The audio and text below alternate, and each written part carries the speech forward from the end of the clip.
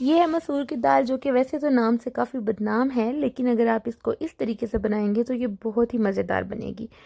तो इसका नाम है हैदराबादी दाल मसूर, और बहुत ही आसान रेसिपी है। अगर तो आप बना रहे हैं प्रेशर कुकर में तो ये बन जाएगी तकरीबन 12 मिनट में। तो आपको चाहिए इसके लिए एक प्याज, ये जंबो जेट सा प्याज ले लें, इसको आप चॉप कर लें, आई मीन स्लाइस कर लें। और आधा स्लाइस्ड अनियन जो है उसको आपने कर लेना है फ्राई, और आधा जो है फ्राई करने के बाद उसको आपने रख लेना है तड़के के लिए। तो मैं बना रही हूँ एज़ यूजुअल अपने फेवरेट गैजेट इंस्टेंट पॉट में, और इसको मैंने सौते पर लगाया है। तो आधा अनियन जो है वो मैंने फ्राई किया है, और आधा जो है वो मैंने तड़के के लिए रख लिया, उसे मैं अलग से फ्राई करूँगी।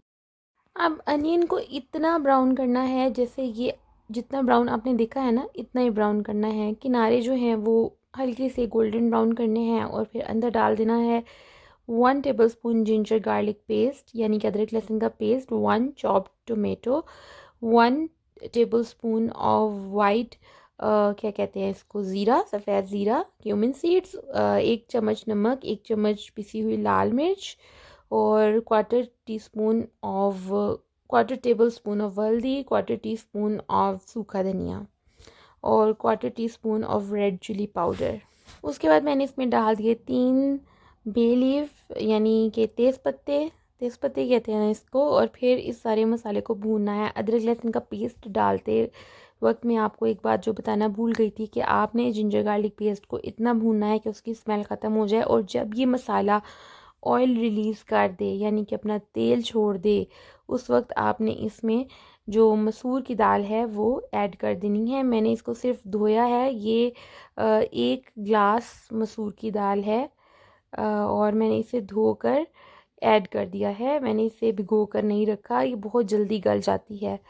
तो मसूर की दाल ऐड करने के बाद अब मैं इस सब को एक दफ़ा मिक्स करूँगी, हल्का सा भूनूँगी, ना भी भूने तो कोई बात नहीं।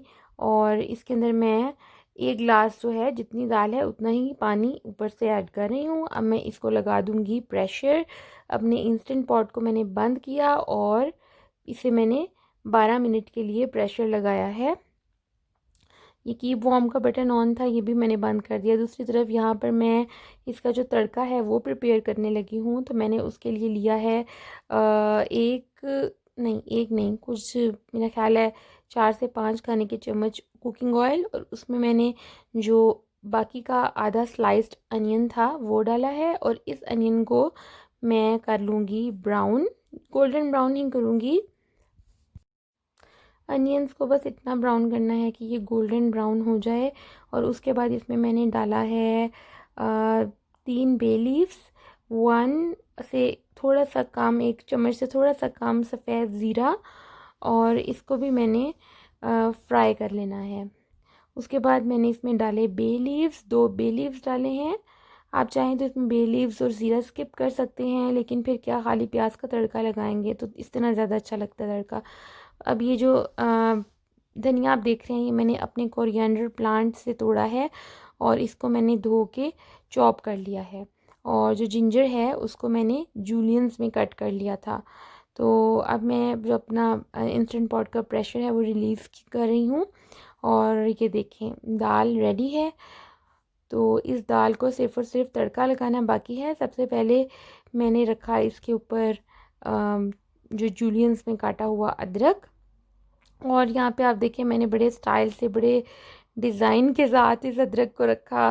फिर मैंने इसके ऊपर जो है पूरा इसको सजाया, बनाया, और एंड पर मैंने इस पे मेरी एंड पर जो है मैंने इस पर सब कुछ कर कर आके तो जो तड़का है वो सारा डाल दिया, और ये सारी जो सजावट है वो छुप गई थी। तो बस आप इस बात का ख्याल रखिएगा कि ये सब कुछ आप तड़का लगाने के बाद करें। तो ये देखिए मैं इसको अच्छे से सजा रही हूँ, और बस गूगल पर मैंने इसकी एक तस्वीर देखी थी, इस तरह से कुछ उन्होंने गार्निश किया हुआ था, तो मैं वैसे ही कर रही हूँ। पहले अदरक से इस तरह लाइंस बनाई, उसके बाद उसके दरमियान में धनिया रखा, तो ताकि बड़ा अच्छा, बड़ा खूबसूरत सा लगे, आप लोगों को बड़ा अच्छा लगे। लेकिन एंड पर मैंने जो काम पहले करना था वो बाद में कर दिया, और बाद में जो काम करना था वो मैंने पहले कर दिया।